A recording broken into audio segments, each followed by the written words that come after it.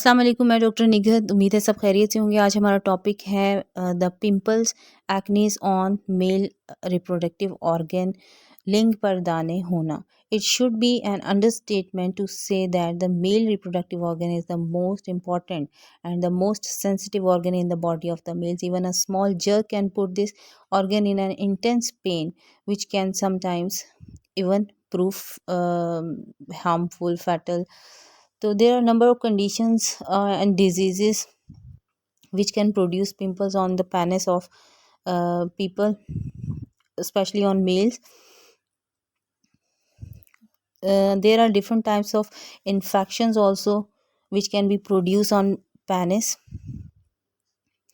विच में B genital wards हो सकते हैं, कैंसर हो सकता है, सिस्ट हो सकते हैं, जिट्स हो सकते हैं, पेनाइल पिंपल्स हो सकते हैं, and there are some types of these infections जिनकी बेस पर इनका ट्रीटमेंट किया जा सकता है। तो वेरी फर्स्ट टाइप जो है फॉर्डिस स्पॉट्स होते हैं पेनिस पर, जो बम्प्स की शक्ल में होते हैं, pale red yellowish bumps on the skin. Fordyce spots जो है वो हार्मोनल इम्बैलेंस की वजह से होते हैं, और हेड एंड शाफ्ट पेनिस का जो है इसमें पिंपल जो है बहुत ज़्यादा प्रोमिनेंट होते हैं, तो ऐसे पिंपल्स को फॉर्डिस स्पॉट्स कहा जाता है। दूसरी किस्म जो है फॉलिक्यूलिटिस पिंपल्स होते हैं। ये पिंपल्स जो है फंगस और बैक्टीरिया की वजह से के इन्फेक्शन की वजह से होते हैं, तो अगर हाइजीन का प्रॉपर ख्याल रखा जाए तो इस किस्म के इन्फेक्शन से बचा जा सकता है। तीसरी जो है वो Tyson glands under the penile frenulum. Tyson gland simply sebaceous glands होते हैं जो कि पेनिस के हेड पर प्रोमिनेंट होना शुरू हो जाते हैं। इसके अंदर पस बहुत ज़्यादा पड़ती है, येलो पिंपल कलर के होते हैं और बहुत ज़्यादा हार्मफुल भी होते हैं।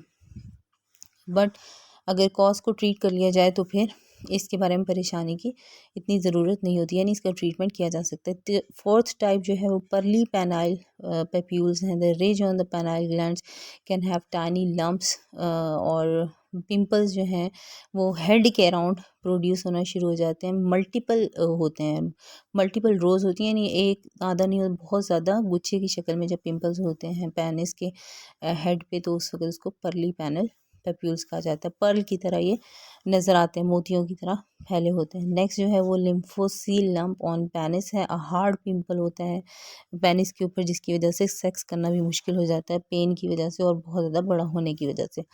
नेक्स्ट जो टाइप है वो है pimple on penis genital herpes and warts. In some instances, small or even big pimples on penis head or shaft can be caused by sexual transmitted. Sexually जो पिंपल्स प्रोड्यूस होते हैं sexual transmission की वजह से, उसकी वजह से उनको कहा जाता है जेनिटल हर्पस। नेक्स्ट जो पिंपल है वो है मॉलुस्कम कॉन्टेजियसम। ये जो है वायरल इन्फेक्शन होता है स्किन के ऊपर, और स्पेशली ऑन पिन हेड। इनका साइज़ जो है वो बहुत बारीक होता है, और बच्चे जो हैं वो ज़्यादातर इसका शिकार होते हैं। तो ये थी एक और पिंपल की किस्म है acne on penis, zits and white heads. It is not common to have acne on the penis, but it is happen acne on penile shaft is likely to manifest small white spots. तो सफ़ेद सफ़ेद अगर दाग धब्बे नज़र आए तो उनको कहा जाता है वाइट हेड्स। फिर इसके अलावा कैंसर की तरह का हो सकता है। कैंसर के जो बम्प्स होते हैं उसमें पेन कम होता है, बट ये मुसलसल बढ़ना शुरू हो जाते हैं और जाल की शक्ल में फैलना शुरू हो जाते हैं। तो इस तरह के पिंपल्स भी अगर हो जाए तो उस वक्त कैंसर ट्रीटमेंट की तरफ जाना बहुत ज़रूरी होता है। अच्छा जी, अब इस तरह इन सारे पिंपल से छुटकारा किस तरह पाया जा सकता है। मेल्स जो हैं उनके लिए बहुत ज़्यादा परेशानी होती है उनकी सेक्सुअल लाइफ में, रिप्रोडक्टिव लाइफ में। तो ये इस ऑर्गन का ठीक होना बहुत ज़्यादा ज़रूरी है। अगर फॉर्डाइस स्पॉट्स हों जनरली जो कंसिडर किए जाते हैं वो नॉर्मल होते हैं और ये खुद ब खुद ठीक हो जाते हैं। परली पैनल्टी जो है ये भी निकलते हैं और कुछ रहते हैं और फिर ये खुद ब खुद ठीक हो जाते हैं, तो इनकी ट्रीटमेंट की कोई ख़ास ज़रूरत नहीं होती। बट एंटी एक्नी मेडिसिन वगैरह जो हैं वो यूज़ की जा सकती हैं। सैलिसिलिक एसिड को यूज़ किया जा सकता है वाइट हेड्स के लिए। तो ज़िट्स एक्ने ज़िट्स जो होते हैं उनको रिमूव करने के लिए सैलिसिलिक एसिड मेडिसिन को यूज़ किया जाता है। You can prevent razor bumps on the penis with proper shaving.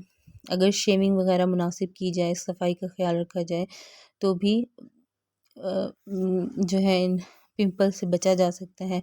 इसके अलावा एंटी इचिंग मेडिकेशंस का इस्तेमाल जो है प्रॉपरली अगर किया जाए अपनी रूटीन लाइफ में, तो उससे भी यानी ख़ारिश ना हो।